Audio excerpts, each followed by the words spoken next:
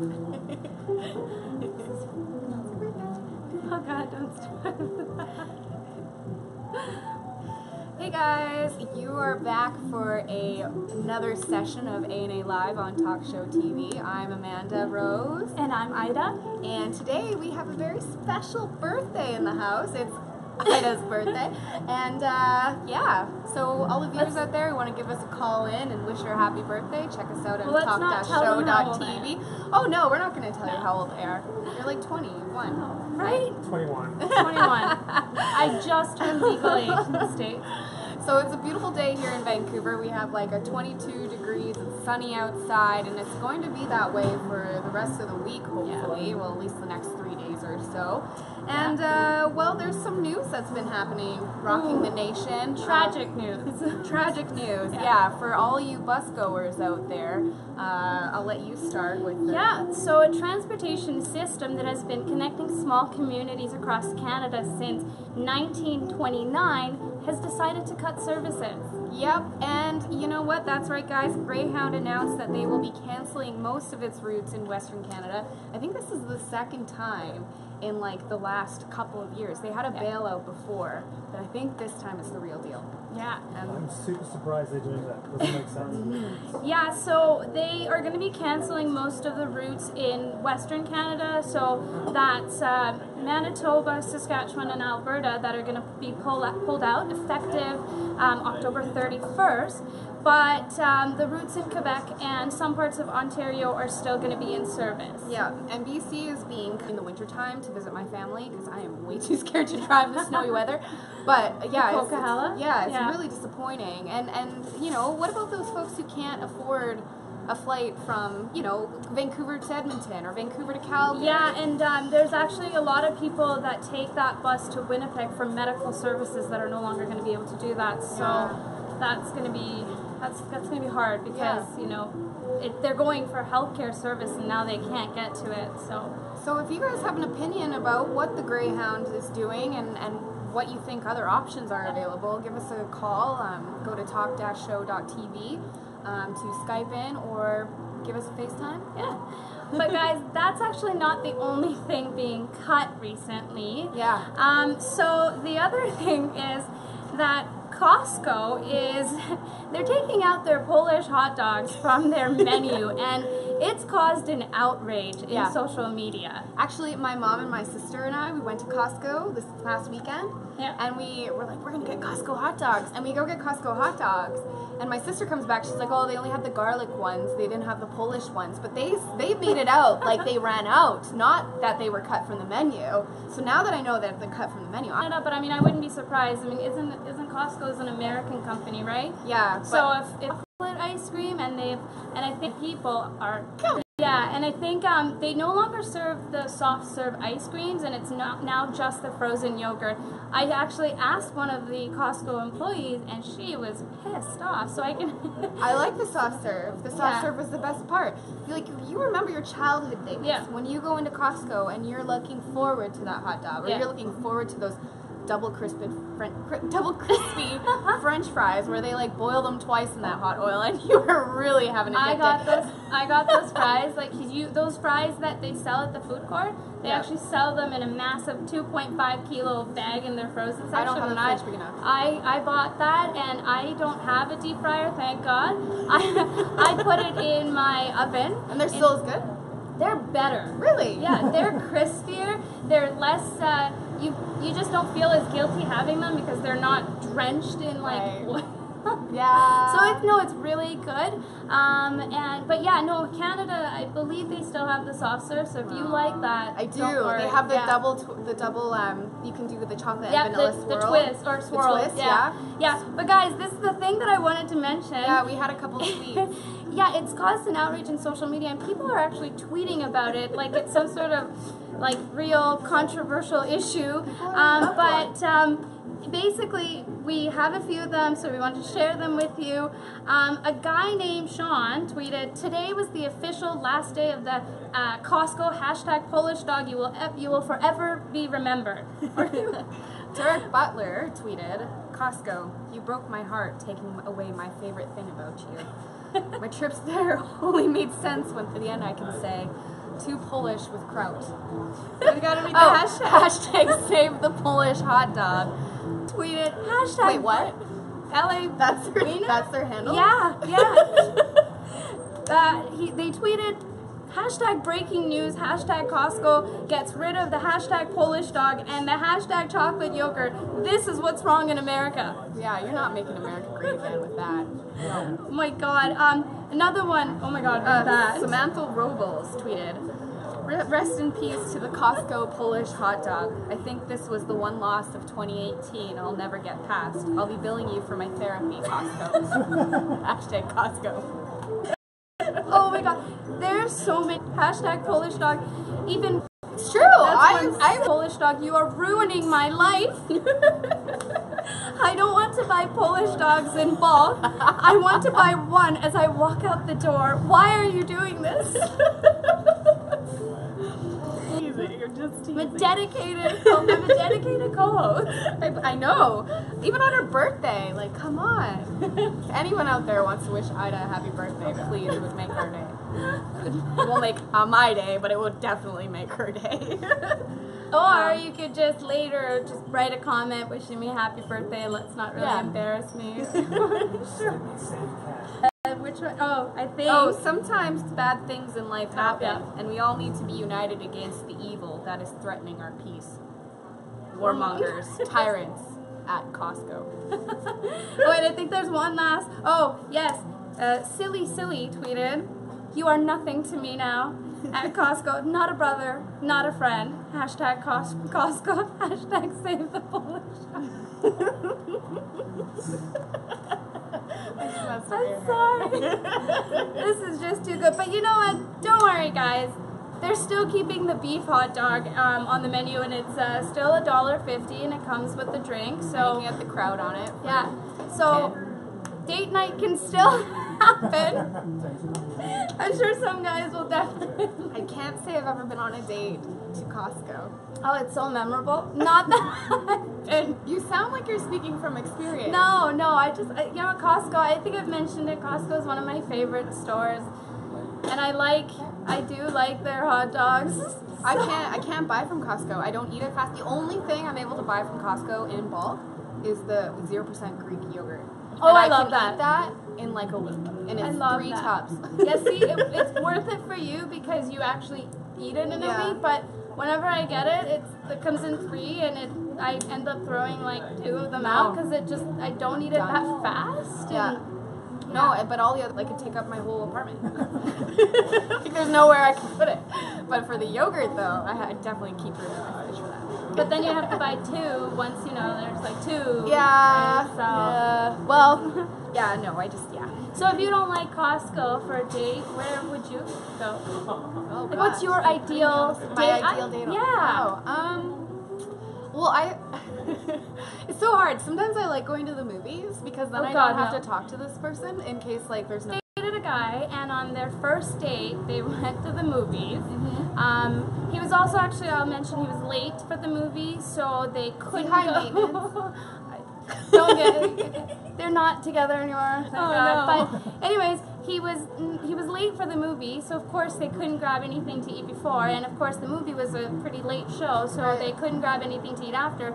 So that was their first date at the movies, and literally, I mean, she likes watching movies, and that's good, but you know, I don't think first dates should be at the movies. I mean, yeah, you might not, like, you made a good point that it might be awkward, you don't want to talk to them, but I mean, if it's that awkward, why won't you just be straight up? But what if you go to the movies, that's your first thing you do, and then after the movies, if you want to talk about the movie afterwards, you can go for a drink. Why would you talk about a movie because on a first date? Then you have something to talk about, just in case there's nothing else to talk about. Okay, if there's nothing else to talk about on first date, you should just go your own separate ways. Like, if you have nothing to talk about but the movie, there's no hope for that relationship. Yeah, but like, if you can't even talk about yourselves a little bit, hey, what do you like to do? You know, what are your goals and ambitions? If you're just going to talk about, like, what, are you in a movie club now? No. You know?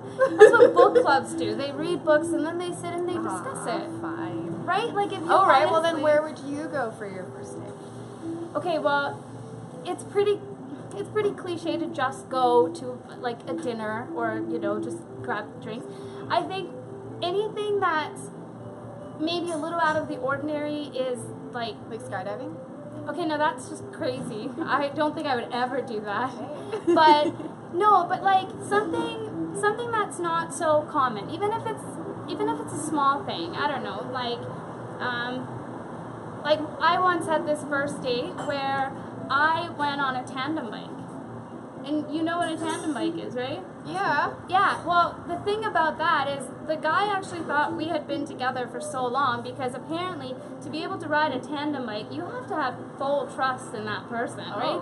So on a first date, if you're going on a tandem bike, I'd say that's pretty special, you know? Yeah, but every time I'm at the park, I like sit on the park bench, and if I see someone in a tandem bike, I think, man, they're so cool. Don't get me wrong, I felt like I had many heart attacks along the way. Oh, cool. I've never been on a tandem bike. That sounds like fun. It is. I mean, if you're sitting in the back like I did and I just really didn't pedal that much, it was just a beautiful scenery. You went around the seawall, so it was really So what nice. happened afterwards with the date? So then we went to Milestones for dinner, and then after that we went,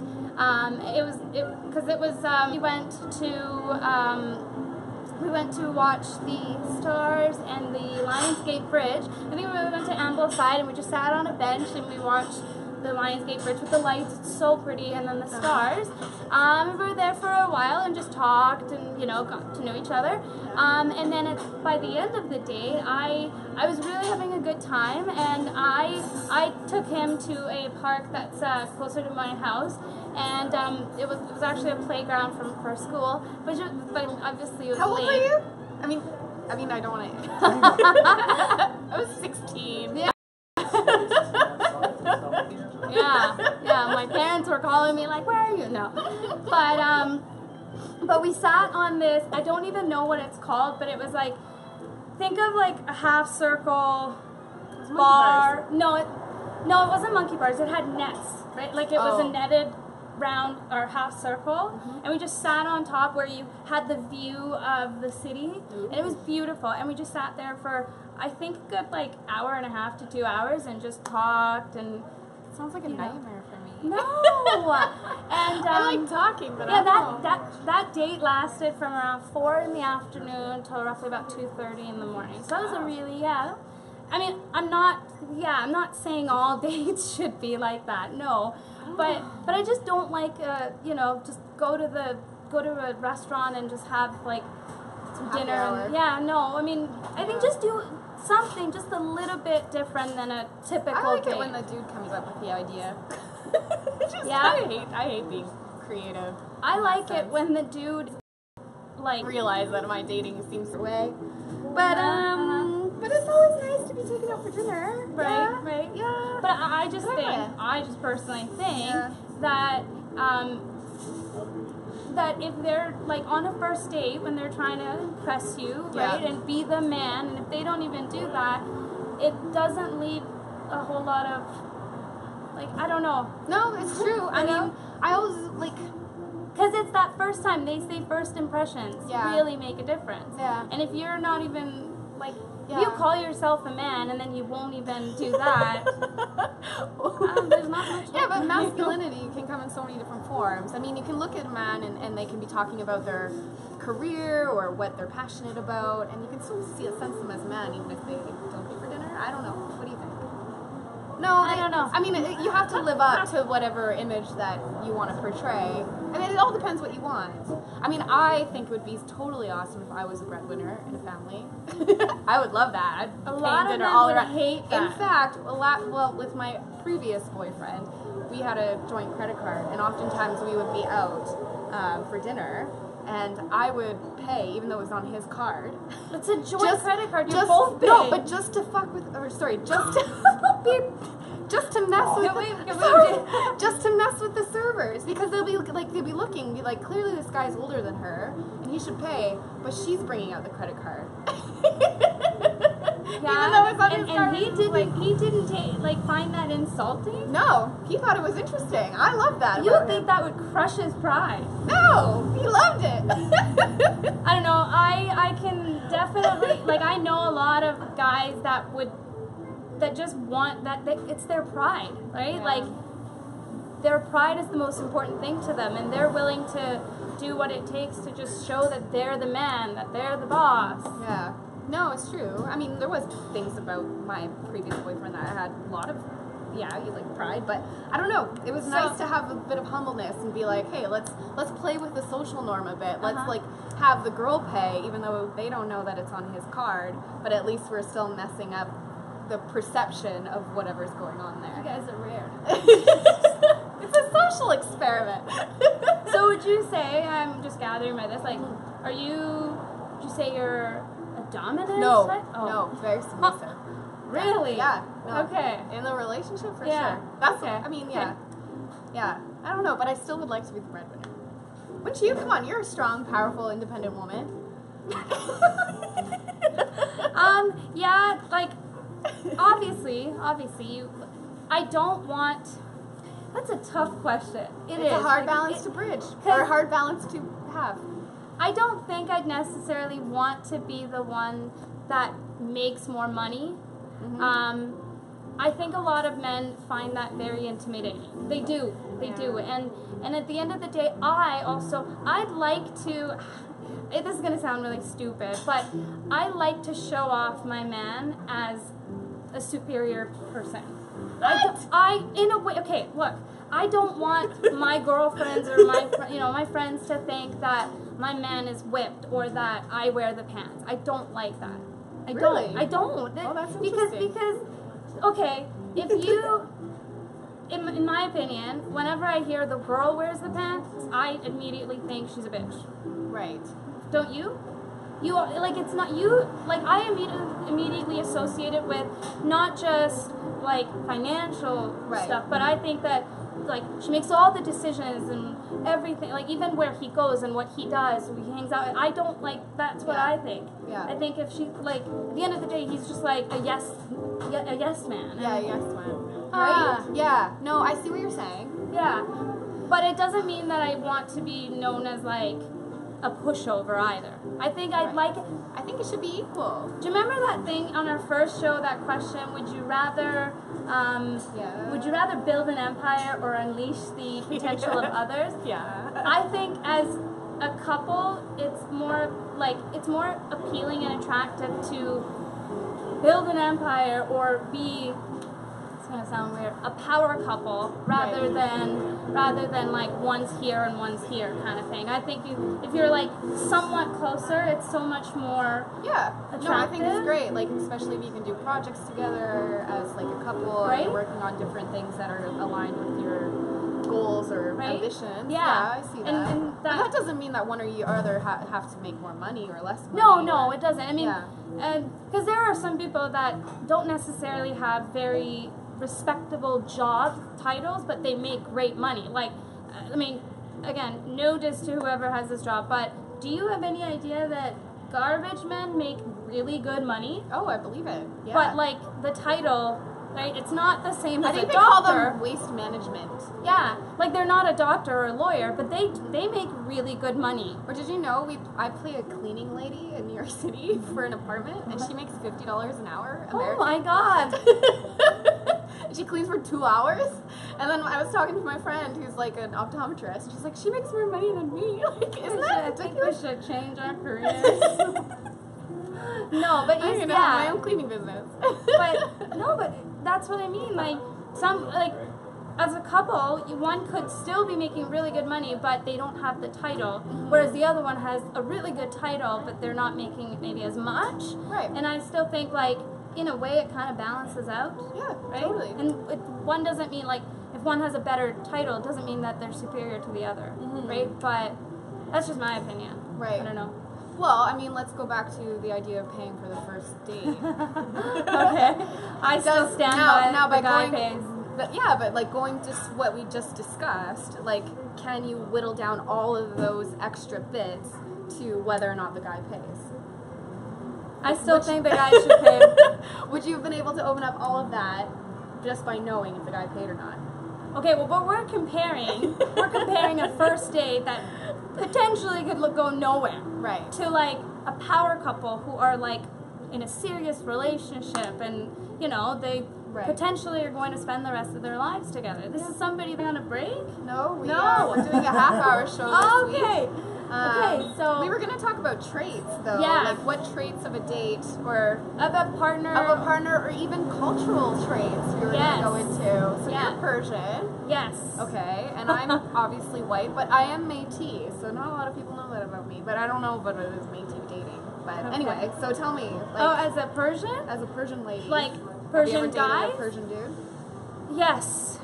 Not some of my proudest moments, but I think I mentioned in one of the shows that I've sworn off Persian guys for very good reasons. I just, from my experience, they are very controlling, they are very obsessive and possessive, they're very jealous, and I mean, and I think I was talking to, I can't remember who, but a little bit of jealousy is good because it shows that you care, or you show that, like, it's your pride, like, okay, that's my girl or that's my man, or kind of thing, right? But when you're just so jealous that you start to be condescending, or you start to invade their, sorry, that you just start to make it so restricted for that person, for your partner. Oh, that's not, like, that's just suffocating them. Yeah. And I don't like that. On the other hand, I don't like it when a guy is not at all jealous, because then you start Sounds so hard to manage. No, but I'm just saying, like, if you are not even a bit jealous, which is, I find that not even natural. I don't think that's even normal. Right. Like, we're all human, and we do tend to get jealous from time to time. But if you show no jealousy, I just look at that as, like, you don't care. Yeah. You don't care. Like, I could go out till 2 in the morning, and you don't even care where I was. You don't even care, like, you know, if this guy was hitting on me, would you even care? Like, where's your pride? Yeah. That's kind of where I think. That's hard. Yeah, that's hard. I mean, I was going to go back. When I was younger, well, 20, we used to house international students in our house. And we had this Saudi student who lived with us from Saudi Arabia, which is totally cool. I learned a lot about Muslim culture, and it was great, like, opened my mind. But we became friends, and I always viewed him as, like, my brother, because he lived in my house, and he was my brother, you know, my host, you know. We went to the gym, we would go, like, out night clubbing. No, we were hanging out, that's what I thought. But as a year and a half goes by, 2 years go by, he starts to, like, he asked me if he could see a Bible, so I gave him a Bible, but I'm like, I haven't read it for years, but here you go. And then, like, the following week, he tries to give me a Quran, which was fine. I was like, I see what you're trying to do. I'm like, but thank you. And then he started saying, like, oh, my father's coming to visit from cool, that's great, like, awesome. But I didn't. I was, like, totally oblivious. Like, he proposed, didn't he? He wanted to. I could sense that it was, like, it was moving up there. And I'm like, I never even held hands with this person. We never even kissed. There was nothing. But there was obviously, in his head, a courtship. And I did not. He probably thought, like, you were saving yourself for the marriage. And you were so religious. No kissing. Right? Yeah. Like, you were such an honorable. Yeah, an honorable. I mean, I don't know. Oh, man. Oh, yeah. Yeah, it was really bizarre. And like, you know, when I told him, I said, you know, listen, like, I've always seen you as a brother to me. And he just, like, he looked at me and he was like, flat face. He's like, you will be forever a brick wall to me. Yeah, shunned, basically. Oh my God. So he's like, I will talk to your mother and I will talk to your father, but I will imagine that you are invisible. I was just like, oh my God. See, this is why I don't date any guys from the Middle East anymore. Hey, but I mean, I've dated Egyptians though too, and they're great. So I mean, I don't know. It's a give and take. Yeah, can't blanket people, but you know, there's just different things. There's definitely some rotten apples in every culture. Yeah, I'll say that. But yeah, so yeah, we're only doing a half-hour show this week. It's my birthday. We're going out Friday. Yeah.